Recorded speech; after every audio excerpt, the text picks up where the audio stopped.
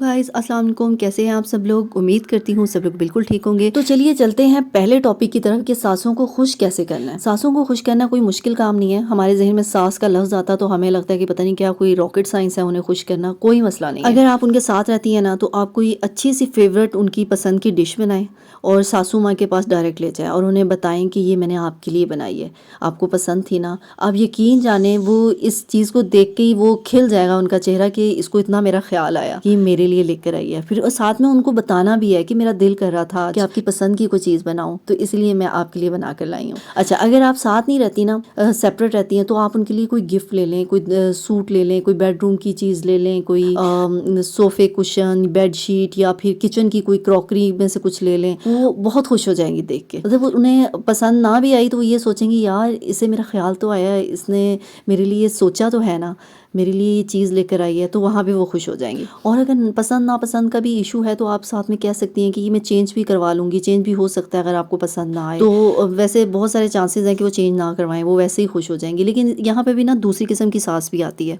जो आपको मुँह पर ही कह देंगी कि हो सकता है बहुत तल्ख अल्फाज बोल दें आपके मुँह पर कि ये क्या ले आई हो, मुझे तो पसंद ही नहीं है, मैं तो पहले ही बहुत अच्छे कपड़े पहनती थी, ये वो इस टाइप की कुछ भी वो मतलब बातें कर सकती हैं। तो ऐसी जो सासें होती हैं ना उनका हल कोई नहीं होता। उनका ये होता है कि फिर बहुएं उनको गिफ्ट देना बंद कर देती हैं। बहुएं फिर ये सोचना शुरू कर देती हैं कि यार अम्मी जान के लिए कुछ भी लेकर आऊंगी, इन्होंने कीड़े ही निकालने हैं, इनको कौन सा पसंद आना है, उल्टा मेरी बेइज्जती होनी है और मेरे पैसे भी ज़ाया, तो फ़ायदा शायद कोई नहीं है। तो इसलिए वो दोबारा नेक्स्ट टाइम लाने का सोचेंगी ही नहीं। अच्छा, अब यहाँ पर बात आती है कि अगर आप जॉब करती हैं तो आप अपने पैसों से गिफ्ट्स ले लेंगी अपने सास ससुर के लिए। लेकिन अगर आप जॉब नहीं करती तो फिर आप अपने हस्बैंड से पैसे निकलवाएंगी और फिर वो गिफ्ट्स वगैरह लेंगी उनके लिए। और जाहिर है जब आप अपने हस्बैंड के पैसों से चीज़ ले रही हैं, दोनों एक साथ गिफ्ट्स दे रहे हैं, तो वो आपकी ही बाहमी मशवरे से ही वो चीज़ आई है ना, तो उनके ऊपर यही इम्पेक्ट जाएगा कि बेटे के साथ लेकर आई हैं तो ऑब्वियसली बेटी बहू की रजामंदी है, तो वो ये चीज़ उन्हें खुश करेगी। मतलब ये नहीं आपने सोचना कि ये उन्हें लगे कि जी बेटा लेकर आया, ये तो नहीं लाई, ऐसा नहीं है, वो खुश होंगी। और जो सासें बहुओं के लाए हुए गिफ्ट्स में नुक्स निकालती है ना, उनका हल फिर ये होता है कि नेक्स्ट टाइम वो फिर कुछ देती नहीं है। वो उनके जहन में यही होता है यार क्या करना है, पैसे ज़ाया, इन्होंने नुक्स ही निकालने हैं, तो ये बहुत गलत करती हैं।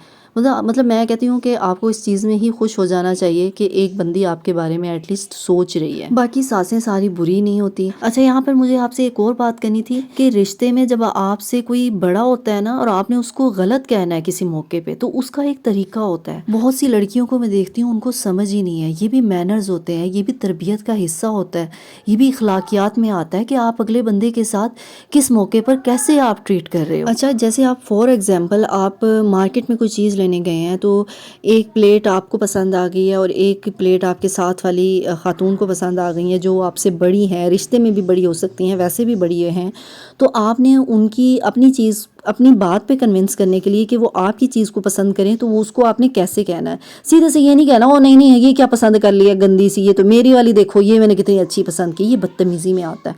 तो इसका भी एक तरीका होता है, आपसे कहें कि आपने जो पसंद की है वो भी बहुत अच्छी है, ये जो मैंने पसंद की है आप ये देख लें एक दफ़ा, इसके ये बेनिफिट्स हैं, अगर हम ये लेते हैं तो ये होगा, इसका ये बेनिफिट होगा, तो अब आप देख लें, वो भी अच्छी है, अब दोनों में से आप देख लें आपने कौन सी लेनी है।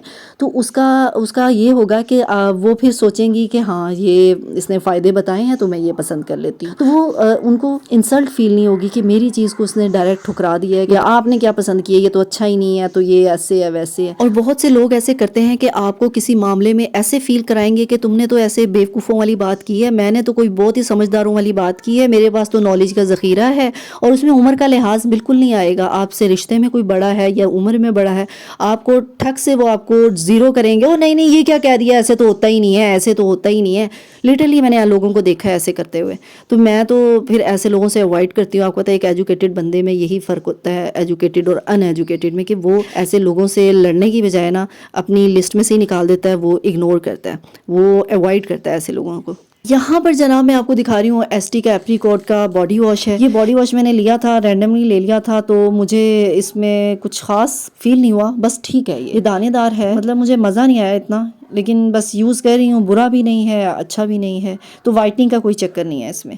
इसके बाद मैं ये आपको दिखा रही हूँ, ये मेरा है फेस वॉश, ये मेडिकेटेड है, इसके बारे में मैंने एक वीडियो बनाई हुई है तफसील से, आप जाकर वो देख सकते हैं। ये मैंने ऑनलाइन मंगवाया था, ये अच्छा है, आपकी स्किन को मुलायम कर देता है। मेरा एक्नी का थोड़ा इशू है तो मैं इसलिए ये यूज़ करती हूँ, तो ये बड़ा अच्छा है, इसके मुझे रिजल्ट्स अच्छे मिले, इससे मेरे पिंपल्स नहीं निकलते और वो जो बम्प्स बन जाते हैं ना स्किन पे वो नहीं बनते। और इसके साथ ही दूसरा मैं आपको दिखा रही हूँ बॉडी लोशन, ये है वैसे तो बच्चों के लिए नेक्स्टोन का, लेकिन ये मैं भी लगाती हूँ, बगैर केमिकल्स के है तो बड़ा अच्छा फील देता है, सॉफ्ट सॉफ्ट सी स्किन हो जाती है, मुलायम सा टेक्सचर हो जाता है आपकी स्किन का। ये ग्रीन वाला जो है ये एलोवेरा उसमें फ्लेवर लिखा हुआ, लेकिन इसमें हनी की वो फीलिंग आती है, जब आप लगाते हो ना थोड़ी हनी की फ्रेग्रेंस फील होती है। पिंक वाला भी बहुत अच्छा है, ये दोनों मैं हाथों पाँव पे लगा लेती हूँ जब काम से फ्री हूँ या बर्तन वॉश किए। अच्छा, इसके बाद ये बॉडी लोशन आता है, इसकी मुझे बोतल बहुत पसंद आई थी, तो मैंने कहीं ये बोतल देखी थी, मुझे इसका नाम भूल गया था, बोतल मुझे याद रह गई थी, तो मैंने ये ख़रीद लिया ऐसे ही। तो मैंने कहा ट्राई करते हैं। अब ये इसकी फ्रेग्रेंस कोई नहीं है,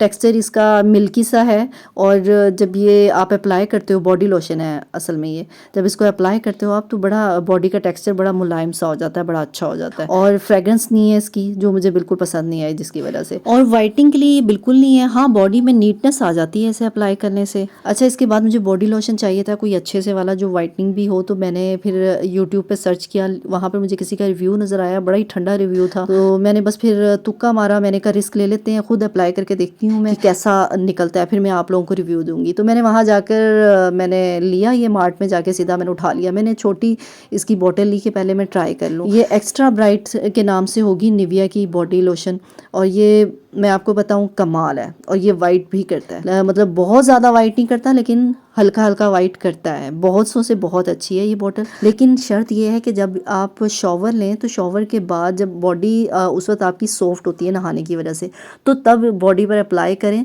तो ज़्यादा जल्दी असर होता है। ये बॉडी ड्राई हो जाए तब आप अप्लाई करते हो तो उसके चांसेस कम होते हैं कि वो आपकी बॉडी पर इफेक्ट करें, तो इसलिए आपने जब शॉवर लेना उसके फ़ौरन बाद आपने अप्लाई करना है, यकीनन आपको रिजल्ट नज़र आएंगे। और आपने मुझे मेरी इस वीडियो के नीचे जाके कमेंट करके मुझे बताना भी है कि हमने वो किया था तो वो अच्छा निकला या नहीं निकला, जो भी है। अच्छा, यहाँ पे केयर हनी लोशन मुझे नज़र आया, हमारे अम्मियों के दौर का, हम तब अप्लाई किया करते थे, तो मैंने कहा यार मैं लेती हूँ इसे, और वाकई में अभी भी अच्छा है, लेकिन इसके प्राइस बहुत ज़्यादा है यार। ये छोटा सा जो है ना लोशन आप देख रहे हैं, ये 300 रुपये का था, महंगा था, लेकिन इसकी फ्रेग्रेंस बहुत अच्छी है और इससे भी स्किन बड़ी मुलायम सी हो जाती है, गोरा आप नहीं कह सकते, या लाइट सा, मतलब नीटनेस आ जाती है चेहरे पे। अच्छा, अब जो चीज़ मैं आपको दिखाने जा रही हूँ ना, ये बड़ी कमाल की है, मेला ब्लॉक, ये मेडिकेटेड है, और अगर आपको एक्नी का इशू है ना तो फिर तो ये आपके फेस के लिए बड़ी परफेक्ट है, तो आप अप्लाई कर सकते हैं। अगर आपके फेस पे पिंपल्स के डॉट्स हैं ना तो आप वहीं डॉट्स पे लगा लें, फिर उसके बाद कुछ दिन डॉट्स पे लगाएं, जब डॉट्स आपके बिल्कुल ख़त्म हो जाएं या हल्के हल्के रह जाएं, फिर आप पूरे फेस पर अप्लाई करने लग जाएं, ताकि आपके पूरे फेस का कलर जो है वो इक्वल हो जाए, इवन टोन स्किन हो जाए आपकी। और दूसरा ये कि अगर आपके फेस पर छाइयाँ भी हैं ना, तो अगर आप उन पर अप्लाई करते हैं सिर्फ छाइयों पे, तो ये आपकी छाइयों को भी ख़त्म कर देगा, लेकिन शर्त ये है कि आपने इसको लगाने के बाद धूप में नहीं जाना या आपने आग के पास नहीं जाना, और ये चेहरे पे लगाने के बाद महसूस बिल्कुल भी नहीं होती, गायब हो जाती है कुछ भी। इसका टेक्सचर इतना लाइट सा है ना कि आपको हैवीनेस फील ही नहीं होती, आप मेकअप से पहले भी लगा सकते हैं, मैं ऐसे ही करती हूँ। तो जनाब अब मैं आपको दिखाने लगी हूँ सन ब्लॉक। आपने कोई भी वाइटनिंग क्रीम लगानी है उसके बाद सन ब्लॉक लाजमी लगाना है, चाहे वो किसी भी ब्रांड का आप यूज़ कर रहे हैं तो आप लगाएं। मैं ये मैक्स ब्लॉक यूज़ कर रही हूँ, ये इसका भी मैंने वीडियो पे डिस्क्रिप्शन में दे दूँगी, मैंने इसके बारे में तफसील से एक्सप्लेन किया हुआ है, ये मैंने कहाँ से लिया है, मैंने ऑनलाइन इंस्टाग्राम से मंगवाया था, तो आप वहाँ जाकर इसके बारे में मज़ीद आप देख सकते हैं। तो मैं अगर यहाँ पर बताऊँगी तो वीडियो ज़्यादा डिटेल में हो जाएगी। तो मुझे एक्नी का इशू था, मुझे कोई भी सन ब्लॉक सूट नहीं करता था, तो मेरे लिए ये सन ब्लॉक बड़ा ही परफेक्ट था, क्योंकि ये मेडिकेटेड था, और ये सन ब्लॉक नॉर्मली मैंने किसी फार्मेसी पे नहीं देखा, इसलिए ये इंस्टाग्राम से मंगवाया था। वो ये एक ऑनलाइन पेज है, वो लोग सेल करते हैं, तो मैं वहीं से ही मंगवाती हूँ, और मैंने कहीं, मुझे ना कहीं से मिलता है और ना मैंने कहीं देखा है। ये मैं हाथ रख के आपको बता रही हूँ ये डब्बी कितनी बड़ी है, ताकि आपको अंदाज़ा हो जाए। और इसकी मज़े की बात ये है कि बिल्कुल भी ऑयली नहीं है, जैसे कुछ सन ब्लॉक फेस पे लगाओ ना तो ऑयल उतरने लग जाता है, आपको पसीने आने लग जाते हैं, ऐसा बिल्कुल भी नहीं है। जी हाँ, और अब फाइनल मैं आपको दिखा रही हूँ पिंपल्स ख़त्म करने वाली क्रीम। ये बहुत अच्छी क्रीम है यार, मेरे ऊपर ना बाकी जितनी भी क्रीम्स मुझे बताई लोगों ने, मैंने ट्राई की, सब फ्लॉप थी। ये मुझे डॉक्टर ने बताई, डर्माटोलॉजिस्ट थी मेरी, तो मैं उसके पास जाती थी, उसने मुझे ये क्रीम बताई थी, इससे यार आपके जो पिंपल हैं बड़े सेफली बिल्कुल ख़त्म हो जाता है। तो ये मैंने सोचा, बहुत अरसे से सोची थी आपसे मैं शेयर करूं, तो फाइनली आज मैंने शेयर कर दिया। और ये जो है इसकी मैं देखती हूँ हर कुछ अरसे बाद इसकी कीमत में 100 रुपये इजाफा हुआ होता है। तो अब ये बहुत महंगी हो गई है। ये जब फर्स्ट टाइम मैंने ली थी तो ये थी 250 की, और अब तो मेरे ख्याल से 400 तक पहुँच गई है। लेकिन खैर वो पैसे नहीं दुखते, ये बड़े अरसा तक चल जाती है, ये जल्दी ख़त्म नहीं होती, क्योंकि आपने बिल्कुल लाइट सा ड्रॉप लेना होता है और फ़ौरन से लगाना होता है, क्योंकि ये आपके हाथ में ही ड्राई हो जाती है, इतनी जल्दी ड्राई होती है, बिल्कुल ट्रांसपेरेंट सी होती है। आपने बिल्कुल उसके पिंपल के ऊपर रखना होता है। मैंने एक क्रीम यूज़ की थी, किसी ने मुझे बताया था, वो मैं जब लगाती थी ना पिंपल को ख़त्म करने के लिए, तो उसके साथ एक और नया बन आता था पिंपल, वो पता नहीं कैसी क्रीम थी। तो शुक्र है मुझे ये फाइनली मुझे ये मिली, अब ये मेरी पक्की क्रीम है, मैं हमेशा यही लगाती हूँ। इससे तो आपका पिंपल एक रात में ख़त्म हो जाएगा। लेकिन अगर आपको मेरी वीडियो पसंद आई हो, यूज़फुल लगी हो, तो जल्दी से सब्सक्राइब करें, जो आप बिल्कुल नहीं करते हैं, देख के भाग जाते हैं। सब्सक्राइब करें, लाइक करें और दोस्तों से शेयर ज़रूर करें, किसी का भला हो जाएगा। और किसी का भला करने से आपको क्या मिलेगा? सवाब मिलेगा। अल्लाह हाफिज़।